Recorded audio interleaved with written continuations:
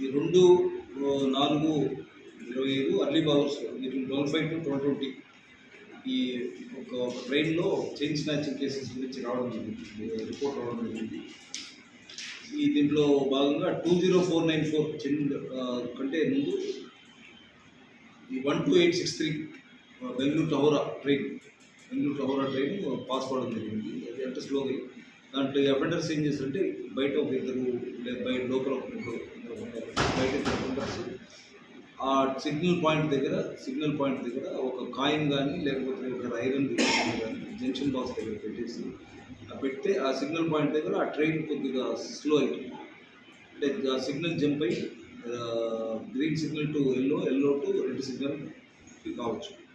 అప్పుడు train slow అయినప్పుడు వీళ్ళు ఏం చేస్తారంటే ఆ బయట ఉండే బ్యాచ్ మాట్లాడేసుకొని లోపల ఈ స్లీపర్ కోచ్ మామూలు స్లీపర్ కోచెస్ ఆర్డినరీ ప్యాసింజర్స్ దగ్గర ఆ చైన్ స్నాచింగ్ అటెంప్ట్ చేస్తాం. దీంట్లో భాగంగా ఇప్పుడు ఈ ట్రైన్ ఒకటి హౌరా టు బెంగళూరు పాస్ అయింది. దాని తర్వాత 20494 చండీగఢ్ టు మధురై ట్రైన్ అది విజయవాడలో స్టార్ట్ అయితే మన next stop Perambur. Vijayawada start అయితే మన పెరంబూర్ స్టాప్. ఆ ట్రైన్ రావడము బెంగళూరు హౌరా తర్వాత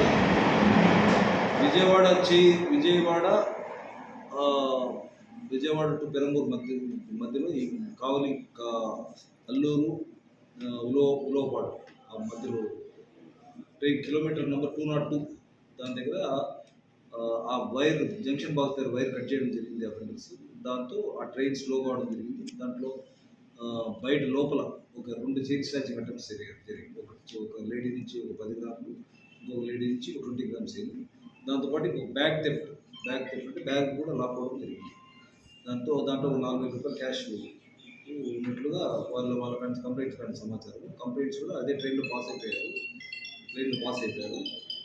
అక్కడి నుంచి ఇప్పుడు కంప్లైంట్స్ కూడా మాట్లాడుతున్న వాళ్ళ కంప్లైంట్స్ ఏదైనా వాట్సాప్లో పెట్టేసి వాళ్ళ ద్వారా అది తీసుకోమని చెప్పేసి ఇది బిట్వీన్ 12:05 to 12:20 మళ్ళీ ఇమీడియట్గా 12:41 గంట కొట్టి ఆర్పీఎఫ్ వాళ్ళకు జిఆర్పీ వాళ్ళకి రావడం వచ్చింది. సమాచారం ఇచ్చినట్టే ఆర్పీఎఫ్ వాళ్ళు మా జిఆర్పీ ఇన్స్పెక్టర్ గారు, ఎస్ఐ గారు, ఆర్పీఎఫ్ స్టాఫ్, సుబ్బారావు ఎస్ఐ గారు, ఆర్పీఎఫ్ ఎస్ఐ గారు మిగతాలందరూ సీన్కి రెస్ట్ కావడం జరిగింది.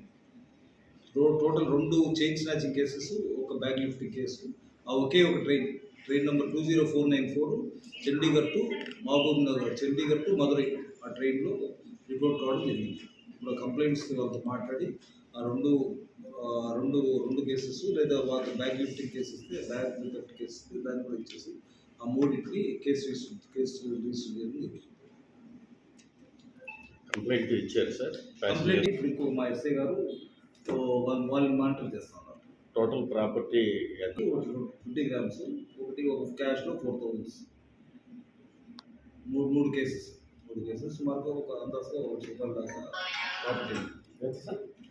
10 గ్రామ్స్ అన్నారు, 20 గ్రామ్స్ అన్నారు. ఇంకా వాళ్ళ కానీ కరెక్ట్గా క్లారిటీ లేదు ఎంత వెయిట్ పోయింది.